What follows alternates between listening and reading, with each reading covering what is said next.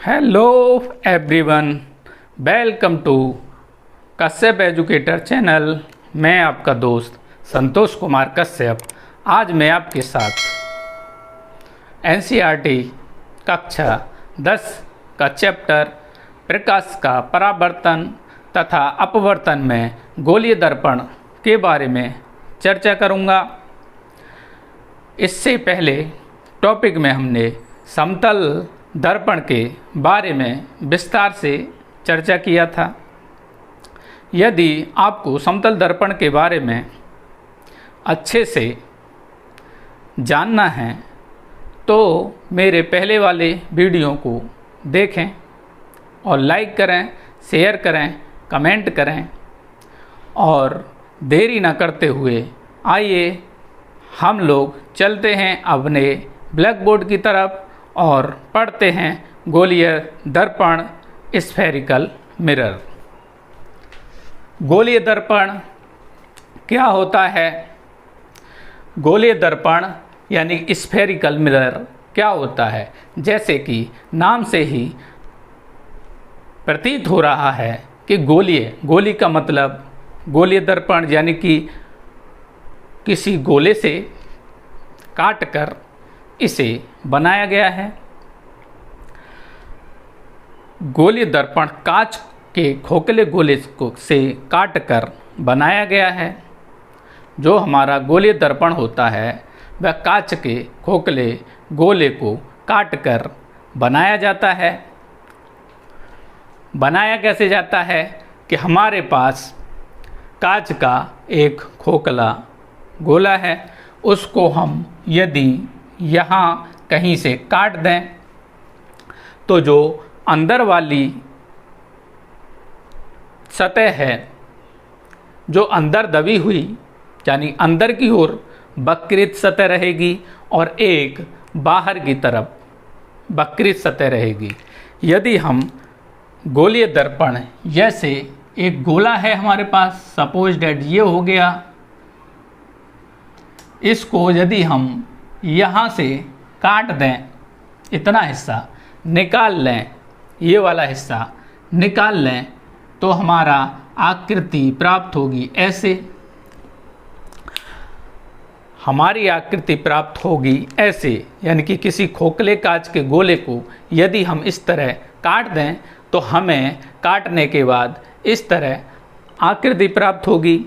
अब यदि हम इसको अवतल दर्पण कैसे बनाएंगे, उत्तल दर्पण कैसे बनाएंगे, यानी कि जो गोलीय दर्पण है, यानी कि गोलीय दर्पण कांच के खोखले गोले का काटा गया एक भाग होता है जिसकी परावर्तक सतह अंदर या बाहर की तरफ वक्रित होती है, अंदर की तरफ बाहर की तरफ वक्रित होती है तथा दूसरी सतह पर पारे, चांदी या एल्युमिनियम की पॉलिश करके उसके ऊपर आयरन ऑक्साइड का लाल पेंट कर दिया जाता है। और यह दर्पण दो प्रकार का होता है। एक होता है अवतल दर्पण यानी कॉनकेव मिरर और दूसरा होता है उत्तल दर्पण यानी कि कॉन्वेक्स मिरर।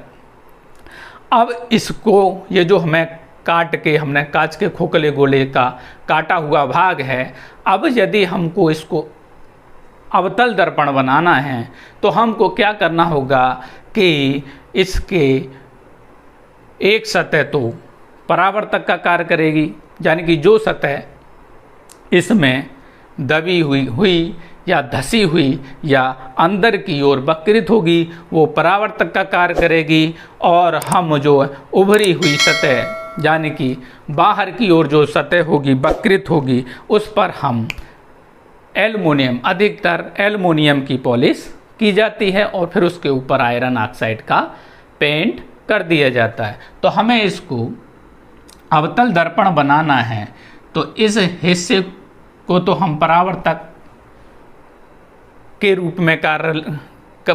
के रूप में इस्तेमाल करेंगे और इस वाले हिस्से पर हम एल्युमिनियम की पॉलिश करके उसके ऊपर आयरन ऑक्साइड का लाल पेंट कर देंगे।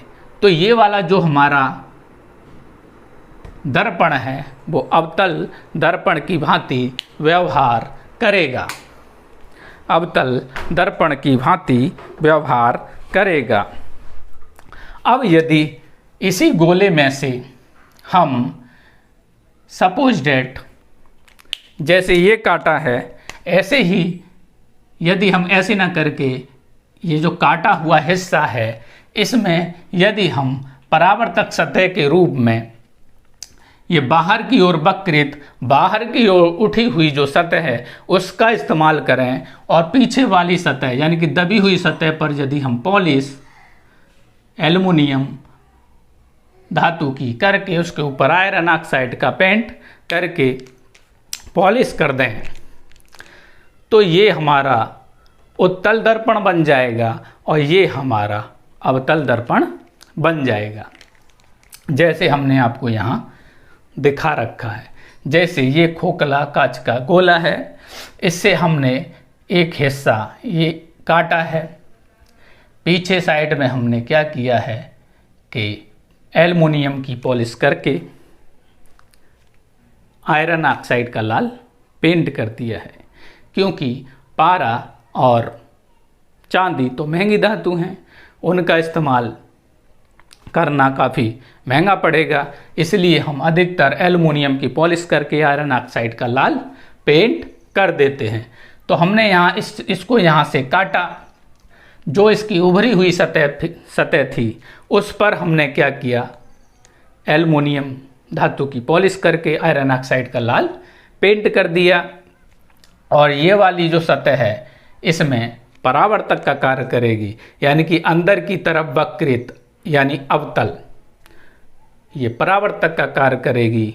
और उत्तल दर्पण बनाने के लिए इसी तरह हमने एक हिस्सा काटा ये। तो अब हमने क्या किया कि जो बाहर की ओर वक्रित यानी उत्तल यानी कि बाहर की ओर जो उभरी थी उसका इस्तेमाल हमने परावर्तक के लिए किया, और जो अंदर जो दबी हुई सतह थी उस पर हमने पॉलिश कर दी, वही एल्युमिनियम धातु और आयरन ऑक्साइड का लाल पेंट कर दिया, वो पॉलिश हो गई। तो ये वाला जो प्राप्त हुआ हमको वो उत्तल दर्पण होगा, और ये वाला जो प्राप्त हुआ जैसे हमने यहाँ दिखाया है, अंदर की ओर जो दबी हुई सतह है परावर्तक सतह और उभरी हुई सतह पर जो पॉलिश है वो अवतल दर्पण है। और उभरी हुई सतह परावर्तक के रूप में इस्तेमाल की, और दबी हुई सतह पर यदि हम पॉलिश कर देते हैं तो उत्तल दर्पण प्राप्त हुआ। तो गोलीय दर्पण जो है हमारे दो प्रकार के हैं, एक अवतल दर्पण यानी कि कॉनकेव मिरर, एक उत्तल दर्पण यानी कि कॉन्वेक्स मिरर। अब इसमें कुछ शब्दावली हैं, जैसे ये जो गोला है इससे हमने दर्पण में, इस गोले से हमने दर्पण को काटा है, या अवतल हो या उत्तल हो। हमने जो गोले दर्पण काटे हैं इस खोखले कांच के गोले से काटे हैं, या अवतल दर्पण हो, अवतल दर्पण बनाना होगा हमको तो हम दबी हुई सतह से परावर्तक का कार्य करवाएंगे और उभरी हुई सतह पर पॉलिश करेंगे। और यदि हमें उत्तल दर्पण बनाना है तो हम क्या करेंगे कि उभरी हुई सतह से हम परावर्तक का कार्य कराएंगे और दबी हुई सतह पर हम पॉलिश कर देंगे।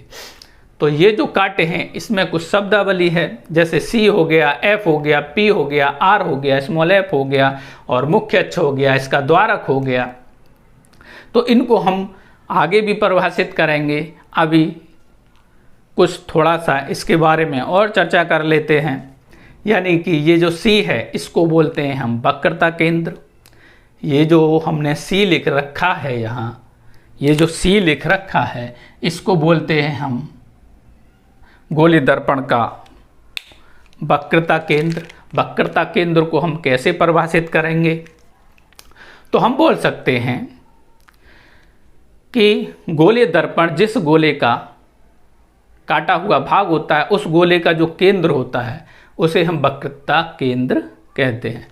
यानी कि दर्पण कांच के जिस खोखले गोले से काट कर बनाया जाता है उसका कुछ केंद्र होता है, उसका यानी कि जो गोला होता है उसका, जैसे हम वृत्त पढ़ते हैं या गोला पढ़ते हैं तो उसका कोई केंद्र होता है तो उस गोले का जो केंद्र है इस गोलीय दर्पण का वक्रता केंद्र कहलाएगा। यानी कि दर्पण जिस खोखले गोले से काटकर बनाया गया है उस गोले का केंद्र दर्पण का वक्रता केंद्र कहलाता है। जैसे सी वक्रता केंद्र हो गया। पी किसे कहते हैं, यानी कि ध्रुव। पी का मतलब है ध्रुव। ध्रुव किसे कहेंगे, पोल। पोल बोलेंगे ये जो हमने दर्पण काट के बनाया है, यानी कि गोलीय दर्पण का ये जो परावर्तक पृष्ठ है इसका जो मध्य बिंदु है उसे हम ध्रुव कहेंगे। दर्पण की जो भी दूरी मापी जाएगी वो ध्रुव से मापी जाती है और इसे हम P से प्रदर्शित करते हैं। आ गया F। F यानी फोकस। F माने मुख्य फोकस किसे कहते हैं, तो मुख्य अक्ष के समांतर आने वाली प्रकाश किरणें, मुख्य अक्ष के समांतर यानी कि ये वाला जो हमारा है मुख्य अक्ष के समांतर जो भी प्रकाश किरण आएगी और दर्पण से टकराएगी, दर्पण से टकराने के बाद उसका परावर्तन होगा और वह जिस बिंदु से गुजरेंगी या जिस बिंदु पर मिलेंगी या जिस बिंदु पर मिलती हुई प्रतीत होंगी, जिस बिंदु पर वास्तव में मिलेंगी वहाँ अवतल दर्पण में मिलेंगी और जिस बिंदु पर मिलती हुई प्रतीत होंगी वो उत्तल दर्पण में मिलेंगी, तो उसे हम फोकस बोलेंगे या मुख्य फोकस बोलेंगे। आर किसे बोलेंगे, आर यानी कि वक्रता त्रिज्या। वक्रता त्रिज्या बोलेंगे वक्रता केंद्र और ध्रुव के बीच की दूरी को वक्रता त्रिज्या बोलते हैं। या हम बोल सकते हैं कि दर्पण जिस खोखले कांच के गोले से काटकर बनाया गया उस गोले की त्रिज्या, यानी कि इसकी त्रिज्या यहाँ से लेके यहाँ तक होगी, त्रिज्या वक्रता त्रिज्या कहलाती है। वक्रता त्रिज्या कहलाती है, वक्रता त्रिज्या कहलाती है। अब हो गया फोकस दूरी। फोकस दूरी किसे कहेंगे, तो मुख्य फोकस और ध्रुव के बीच की दूरी को, यानी कि ये मुख्य फोकस है और ध्रुव के बीच की दूरी को हम फोकस दूरी बोलेंगे। अब बात आई कि मुख्य अक्ष किसे बोलेंगे, तो वह काल्पनिक रेखा जो वक्रता केंद्र और मुख्य फोकस से होकर गुजरती है उसे हम मुख्य फोकस बोलेंगे, प्रिंसिपल एक्सिस। ये बात हो गई यहाँ तक। इसकी शब्दावली के बारे में हम अभी आगे चर्चा करेंगे। अभी तो हमने थोड़ा सा इसके बारे में डेमो दिया है कि इसमें क्या क्या चीज़ होती है। जो हम दर्पण पढ़ेंगे इसमें कौन कौन सी शब्दावली उपयोग होती है। वक्रता केंद्र, मुख्य फोकस, ध्रुव, वक्रता त्रिज्या, फोकस दूरी, मुख्य अक्ष और द्वारक। द्वारक किसे बोलेंगे, जो गोलीय दर्पण है, गोलीय दर्पण का जो परावर्तक पृष्ठ है उसका ये जो व्यास है, ये जो व्यास हमने दिखाया है यहाँ से लेके यहाँ तक, इसको ही हम द्वारक बोलेंगे। कोई भी द्वारक, जैसे सपोज दैट ये गोले को काट कर बनाया गया है, इसके द्वारक यानी कि यहाँ से लेके यहाँ तक की ये जो दूरी है इसे हम द्वारक बोलेंगे। यानी कि गोलीय दर्पण के परावर्तक पृष्ठ के व्यास को, यानी कि यहाँ से लेके यहाँ तक की दूरी को हम द्वारक बोलेंगे।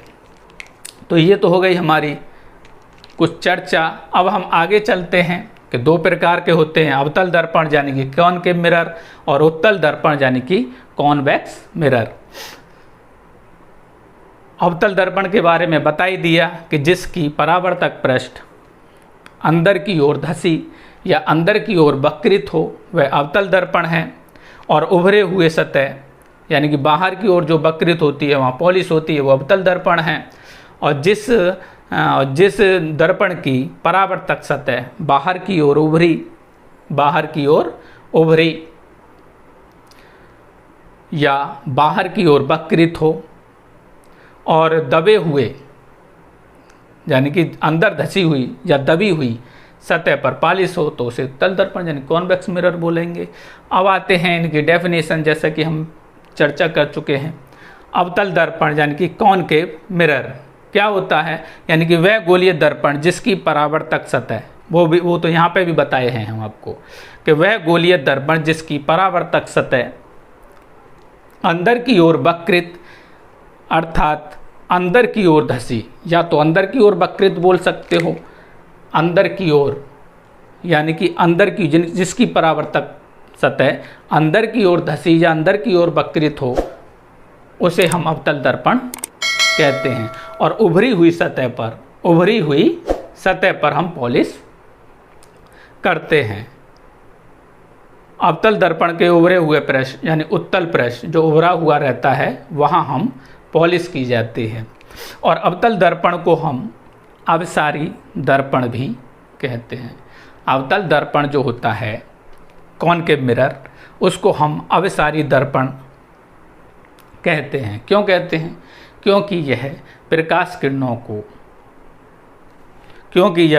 किरणों को जो है सिकोड़ता है। जैसे अनंत से जब प्रकाश किरणें आते हैं तो एक बिंदु पर आकर मिलती हैं, यानी कि जो किरणें हैं उनको एक स्थान पर ये इकट्ठा करता है या सिकोड़ता है, इसलिए हम इसे अभिसारी दर्पण भी कहते हैं। यानी कि अवतल दर्पण को अभिसारी दर्पण कहा जाता है क्योंकि यह आने वाली प्रकाश किरणों को सिकोड़ता है। अवतल दर्पण को अभिसारी दर्पण कहते हैं क्योंकि यह आने वाली प्रकाश किरणों को सिकोड़ता है।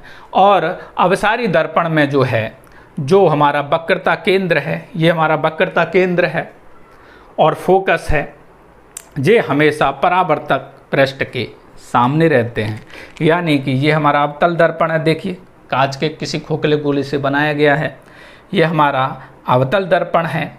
इसकी जो परावर्तक पृष्ठ है, इसकी जो परावर्तक सतह है वो अंदर की ओर धसी हुई या अंदर की ओर वक्रित है। और इसमें जो है वक्रता केंद्र और मुख्य फोकस हमेशा परावर्तक पृष्ठ के सामने होते हैं। जैसे कि हम यहाँ देख रहे हैं कि जिसकी जो परावर्तक पृष्ठ सतह है वो ये है और पॉलिशदार भाग ये है। इसकी जो परावर्तक सतह है इसके आगे यानी कि परावर्तक सतह पर यानी कि अवतल दर्पण में फोकस और वक्रता केंद्र दर्पण के परावर्तक पृष्ठ के सामने स्थित होते हैं। जैसे ये अवतल दर्पण है और इसका वक्रता केंद्र और फोकस इसके परावर्तक पृष्ठ के सामने है, यानी कि दर्पण के परावर्तक पृष्ठ के सामने है। नंबर 3, अवतल दर्पण यानी कि अवतल दर्पण जो प्रतिबिंब बनाता है वो दोनों प्रकार के प्रतिबिंब बनाता है। प्रतिबिंबों के बारे में हम चर्चा कर चुके हैं और बता चुके हैं प्रतिबिंब कैसे बनता है, आभासी और सीधा कैसा होता है, सबके बारे में हम बता चुके हैं। अवतल दर्पण में फोकस और वक्रता केंद्र दर्पण के परावर्तक पृष्ठ के सामने स्थित होते हैं और अवतल दर्पण में जो वास्तविक, उल्टा, आभासी, सीधा दोनों प्रकार के प्रतिबिंब बनते हैं। यानी कि अवतल दर्पण जो है आभासी और वास्तविक दोनों प्रकार के प्रतिबिंब बनाता है। आभासी प्रतिबिंब हमेशा सीधा रहता है और वास्तविक प्रतिबिंब हमेशा उल्टा रहता है। तो अवतल दर्पण के द्वारा वास्तविक और आभासी दोनों प्रकार के प्रतिबिंब बनाए जाते हैं और जो वास्तविक प्रतिबिंब है वो हमेशा उल्टा रहता है और आभासी प्रतिबिंब हमेशा सीधा रहता है। तो अवतल दर्पण के द्वारा दोनों प्रकार के प्रतिबिंब बनाए जाते हैं, आभासी और वास्तविक। अगला पॉइंट है कि अवतल दर्पण द्वारा वस्तु के बराबर, वस्तु से छोटा और वस्तु से बड़ा प्रतिबिंब बनता है। यानी कि जो अवतल दर्पण है हमारा, वो जो प्रतिबिंब बनाएगा वो वस्तु के बराबर भी बना सकता है। यानी जो अवतल दर्पण के द्वारा जो प्रतिबिंब बनाया जाएगा उसका साइज वस्तु के बराबर भी हो सकता है, वस्तु से छोटा भी हो सकता है और वस्तु से बड़ा भी हो सकता है। यानी कि अवतल दर्पण हमारा जो प्रतिबिंब बनाएगा वो छोटा भी बना सकता है, समान साइज का भी बना सकता है वस्तु के बराबर, और वस्तु से बड़ा भी बना सकता है। ये यहाँ तक हो गया। अब आ गया है हमारा उत्तल दर्पण यानी कि कॉन्वेक्स मिरर। उत्तल दर्पण यानी कि कॉन्वेक्स मिरर। उत्तल दर्पण के बारे में हम यहाँ भी चर्चा कर चुके हैं कि वह दर्पण जिसका परावर्तक पृष्ठ यानी कि जो प्रकाश को परावर्तित करेगा उसी हम प्रकाश का परावर्तक पृष्ठ बोलते हैं। यानी कि वह दर्पण जिसका परावर्तक पृष्ठ बाहर की ओर वक्रित हो या बाहर की ओर उभरा हो उसे हम उत्तल दर्पण कहते हैं। और जो दबी हुई सतह पर अंदर की ओर जो वक्रित सतह होगी वहाँ पॉलिश की होती है, तो उसे हम उत्तल दर्पण कहते हैं। आइए, वह गोलीय दर्पण जिसकी परावर्तक सतह बाहर की ओर वक्रित, यानी कि इसकी जो परावर्तक सतह है ये वाली, वो बाहर की ओर वक्रित है। बाहर की ओर वक्रित हो या बाहर की ओर उभरी हुई हो, तो इसकी जो परावर्तक सतह है वो बाहर की ओर उभरी है, बाहर की ओर वक्रित है। तो जो प्रकाश किरणों का जो परावर्तन होगा वो उभरी हुई सतह से या बाहर की ओर उभरी हुई सतह से होगा, और इसकी दबी हुई सतह पर हम पॉलिश करते हैं। ये हमारा उत्तल दर्पण है, यानी कि वह गोलीय दर्पण जिसकी परावर्तक सतह बाहर की ओर वक्रित या बाहर की ओर उभरी हो, उत्तल दर्पण कहलाता है। उत्तल दर्पण में अंदर धसी हुई सतह यानी अवतल सतह पर पॉलिश की जाती है। जो उभरी हुई सतह पर है वो परावर्तक का कार्य करेगी, और जो दबी हुई सतह पर वहाँ पॉलिश की जाती है, तो हम उत्तल दर्पण कहते हैं। उत्तल दर्पण में जो फोकस है और वक्रता केंद्र है वो दर्पण के परावर्तक पृष्ठ के पीछे स्थित होते हैं। अवतल दर्पण में जो वक्रता केंद्र और फोकस वो परावर्तक पृष्ठ के सामने थे, और यहाँ उत्तल दर्पण में फोकस और वक्रता केंद्र दर्पण के परावर्तक पृष्ठ के पीछे हैं। देखिए, ये है उत्तल दर्पण, ये है उत्तल दर्पण।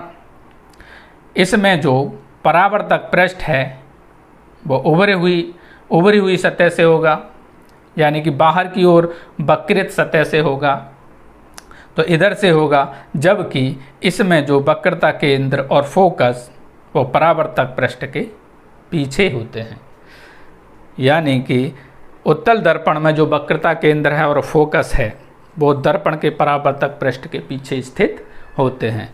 तीसरा पॉइंट है कि उत्तल दर्पण हमेशा आभासी, सीधा तथा वस्तु से छोटा प्रतिबिंब बनाएगा। यानी कि यहाँ भी हम उत्तल दर्पण के द्वारा जो प्रतिबिंब बनाएंगे, कहीं भी बनेगा, उत्तल दर्पण के द्वारा जो प्रतिबिंब बनेगा वो हमेशा आभासी बनेगा, सीधा बनेगा और वस्तु से छोटा बनेगा। हमेशा उत्तल दर्पण द्वारा जो प्रतिबिंब बनेगा वो हमेशा आभासी, सीधा तथा वस्तु से छोटा बनेगा। उत्तल दर्पण हमेशा आभासी, सीधा तथा वस्तु से छोटा प्रतिबिंब बनाता है। अगला पॉइंट क्या है कि उत्तल दर्पण का दृष्टि क्षेत्र बहुत बड़ा होता है। हमारा जो उत्तल दर्पण है उसका जो दृष्टि क्षेत्र है वह बहुत बड़ा है, इसलिए वाहनों में ड्राइवर को अपने पीछे के बहुत बड़े क्षेत्र को देखने में सहायता मिलती है। यानी कि उत्तल दर्पण का जो दृष्टि क्षेत्र है वो काफ़ी बड़ा है, इसलिए हम उत्तल दर्पण का जो प्रयोग है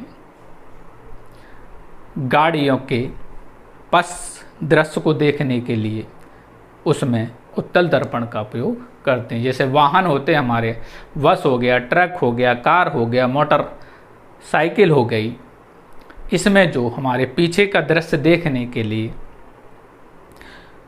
उत्तल दर्पण का उपयोग करते हैं। क्योंकि यह है अधिक दूरी के वाहनों, मोटरसाइकिल का भी चित्र हमारे छोटे से शीशे में बना देता है। यानी कि उत्तल दर्पण का जो दृष्टि क्षेत्र है वो काफ़ी बड़ा है, जो काफ़ी दूर और काफ़ी बड़ी वस्तुओं का जो चित्र है हमारे छोटे से दर्पण में बना देता है। तो उत्तल दर्पण का दृष्टि क्षेत्र बहुत बड़ा होता है, इसलिए वाहनों में ड्राइवर को अपने पीछे के बहुत बड़े क्षेत्र को देखने में सहायता मिलती है। अगला पॉइंट क्या है कि उत्तल दर्पण को अपसारी दर्पण कहते हैं। क्योंकि यह प्रकाश किरणों को फैलाता है। अपसारी यानी कि फैलाना। उत्तल दर्पण को अपसारी दर्पण कहा जाता है क्योंकि यह प्रकाश किरणों को फैलाता है। ये हो गए हमारे अवतल और उत्तल दर्पण। यदि हमने इनमें डिफरेंस करना है, यदि इनमें हमको अंतर करना है, तो हम क्या लिखेंगे? एक तरफ अवतल दर्पण लिख सकते हैं और दूसरी तरफ उत्तल दर्पण। अवतल दर्पण वाले खाने में हम लिख सकते हैं कि वह गोलीय दर्पण जिसकी परावर्तक सतह अंदर की ओर वक्रित हो या अंदर की ओर धसी हो, अवतल दर्पण कहलाता है। अवतल दर्पण के उभरे हुए पृष्ठ यानी उत्तल पृष्ठ पर पॉलिश की जाती है, अवतल दर्पण वाले खाने में लिख सकते हैं। और उत्तल दर्पण वाले में वह गोलीय दर्पण जिसकी परावर्तक सतह बाहर की ओर वक्रित हो, यानी कि बाहर की ओर उभरी हो, उसे हम उत्तल दर्पण कहते हैं। और उत्तल दर्पण में जो अंदर धसी हुई सतह है उस पर पॉलिश की जाती है। अब अगला पॉइंट अंतर लिख सकते हैं कि अवतल दर्पण को अभिसारी दर्पण कहा जाता है क्योंकि यह आने वाली प्रकाश किरणों को सिकुड़ता है। उत्तल दर्पण वाले खाने में लिख सकते हैं कि उत्तल दर्पण को अपसारी दर्पण कहा जाता है क्योंकि यह प्रकाश किरणों को फैलाता है। ये अंतर हो गया। अब अगला अंतर हम यदि करना चाहेंगे तो ये कर सकते हैं कि अवतल दर्पण में फोकस और वक्रता केंद्र दर्पण के परावर्तक पृष्ठ के सामने स्थित होते हैं। उत्तल दर्पण में हम क्या लिख सकते हैं कि उत्तल दर्पण में फोकस या वक्रता केंद्र, फोकस और वक्रता केंद्र दर्पण के परावर्तक पृष्ठ के पीछे स्थित होते हैं। अगला अंतर क्या लिख सकते हैं कि अवतल दर्पण वास्तविक, उल्टा, आभासी, सीधा दोनों प्रकार के प्रतिबिंब बनाता है, जबकि उत्तल दर्पण जो है हमारा आभासी, सीधा और वस्तु से छोटा प्रतिबिंब बनाता है। अवतल दर्पण वस्तु के बराबर,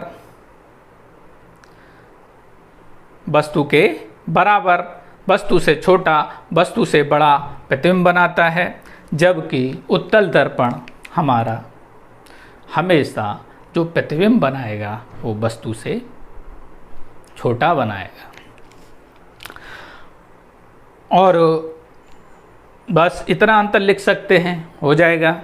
और अगला पॉइंट हम ऐसे ही बता देते हैं कि उत्तल दर्पण का दृष्टि क्षेत्र जो है बहुत बड़ा होता है, इसलिए उत्तल दर्पण को वाहनों में ड्राइवर को पीछे का दृश्य देखने के लिए अवतल दर्पण का प्रयोग किया जाता है, क्योंकि यह दूर स्थित गाड़ी का या बड़ी से बड़ी गाड़ी का चित्र भी एक छोटे से अपने दर्पण में बना लेता है। आज के लिए सिर्फ इतना ही।